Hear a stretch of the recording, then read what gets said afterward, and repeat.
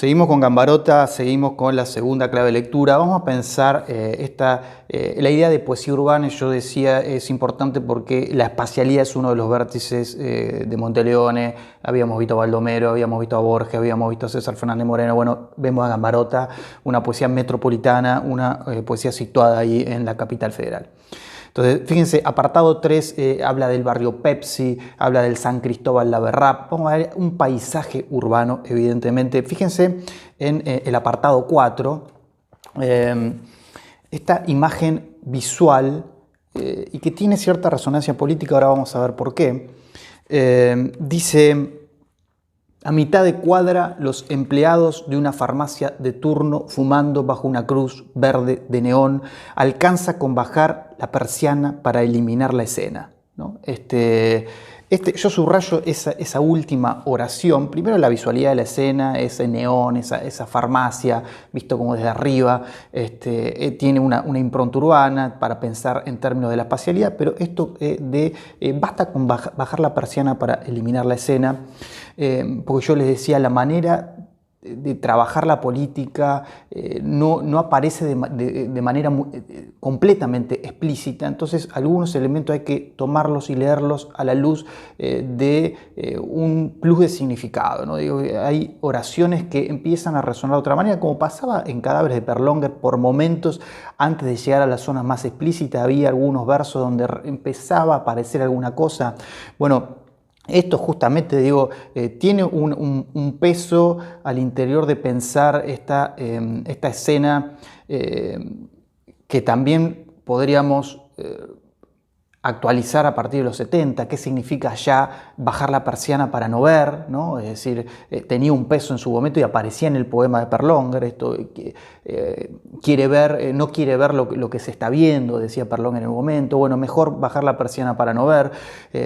El peso que tenía en los 70 y el peso que tiene en los 90, que es un peso distinto, ¿no? Completamente distinto. Digo, lo que se trata de no ver no es como en los 70 el terror impuesto desde el Estado, ¿no? Efectivamente no es lo mismo, pero sí está esta idea de un poco el discurso de la clase media, de bajar las persianas, de no ver el paisaje de cartoneros, básicamente, estos grandes índices de desocupación, ¿no? Porque, digo, sobre todo en la segunda mitad de los 90, porque hay un gran momento, yo decía en el video anterior con respecto a esto del tenedor y el alcohol, que Gambarota está marcando cierto desorden contra el discurso del orden neoliberal, el orden que propone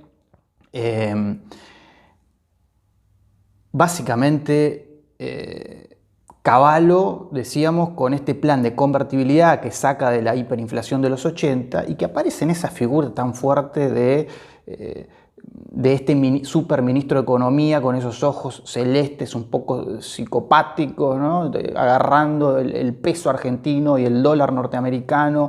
Es una imagen del equilibrio, el 1 a 1, ¿no? Hay una paridad cambiaria. Esa paridad muestra eso justamente. Hay un equilibrio, hay un orden. Bueno, para seguir sosteniendo esa ficción que revienta en el 2001, básicamente, porque el orden de continuidad es ese. De hecho, en el 2001, ¿a quién se llama para desactivar esa situación? Se llama Cavallo. Bueno, termina como todos sabemos que terminó. Entonces, para sostener eso hay que bajar la persiana para dejar de ver la escena que empieza a hacer un ruido dentro de ese discurso del orden, ruido que aparece muy fuerte en el poema de Gambarota, ¿no? Digo, entonces, seguimos.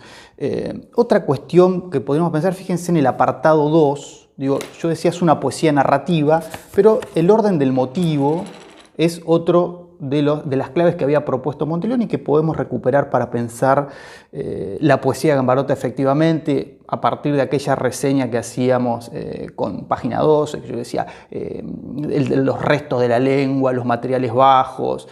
Bueno, fíjense en el apartado 2, dice: no hay color únicamente queda la variación en los tonos de gris que en el pasillo se funden con el destello aguado de un aviso de yogur que viene de la calle, porque lo más importante, dice, es uno mismo, ¿no? Otra vez, el aviso titilando que viene de la calle, ese afuera que se mete, y es un discurso publicitario, una publicidad, ¿no? Para pensar un poco esta moral poética que trabaja con objetos degradados, con objetos que en otro contexto histórico no serían material para pensar la literatura o la poesía, ¿no? Bueno, acá Gambarota, por supuesto, acá no hace tanto ruido. De todas maneras, decíamos, cuando se le da el premio a este texto, se genera una tensión, un revuelo al interior del campo literario, ¿no? También tiene que ver con estas cosas. Está trabajando con una publicidad de yogur, una publicidad de yogur en materia poética. Bueno, para morales alternativas a esto, eso es en algún punto revulsivo. O sea, una publicidad de yogur no tiene el estatus para ser trabajado poéticamente. Bueno, acá sí, acá sí. Y fíjense un poco con respecto a eso de bajar la persiana, digo, el apartado 4 se describe una nada, ¿no? Es decir, esta idea de que no está pasando nada. Hay grandes momentos en el poema de tedio, de aburrimiento, hay esa idea de... No hay grandes revoluciones, evidentemente, ¿no? Digo, por eso el ruido de traer a montoneros al esquema de composición del relato. Digo, hay grandes momentos de pesadumbre, porque no está pasando nada, de chatura mental, ¿no? Pero en el poema de Gambarota, esa nada es una nada pesada, ¿no? Tiene como una impronta complicada. Dice en el apartado 4.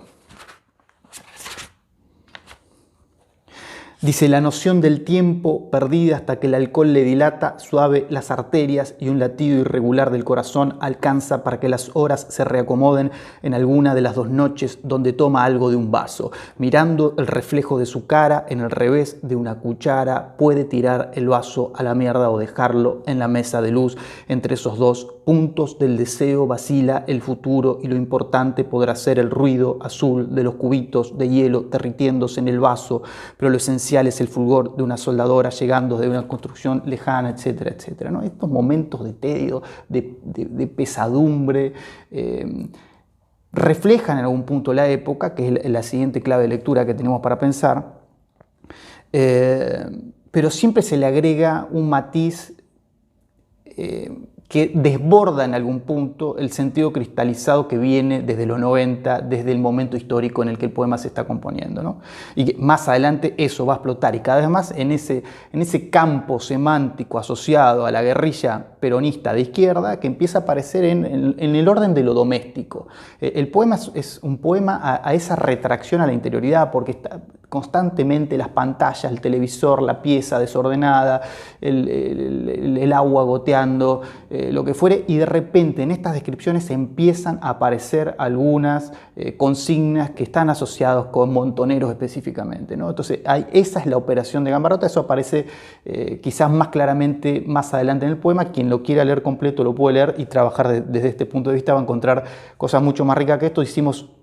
Nosotros acá tratamos de mostrar un panorama en línea con lo que venimos mostrando en Monteleone, como hicimos con Martín Fierro. Son cosas, venimos haciendo como un sobrevuelo por la producción poética de 1800 al 2000 y pico, ¿no? Entonces digo, apartado 6, por ejemplo, dice, o no pasa nada o no entiendo lo que pasa, ¿no? Otra vez, tiene una resonancia con el poema de Perlonger. Esto, ¿qué está pasando? ¿Qué sabemos de lo que está pasando? ¿Entendemos lo que pasa o no pasa nada? Acá no está pasando nada, ¿no? Esa es la pregunta. En la televisión no pasa nada. Es esto, es Eduardo de la Puente haciendo un chiste un poco machista y un poco porteño. Esto es lo que pasa, no hay mucho más que esto para pensar la política. O quizás yo no esté entendiendo bien lo que pasa, no estoy entendiendo bien esta construcción mediática de la realidad, ¿no? Bueno, vamos al siguiente video y la época.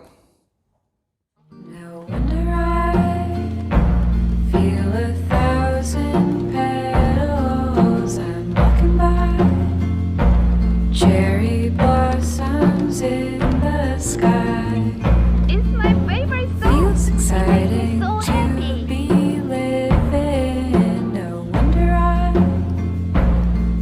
so tired.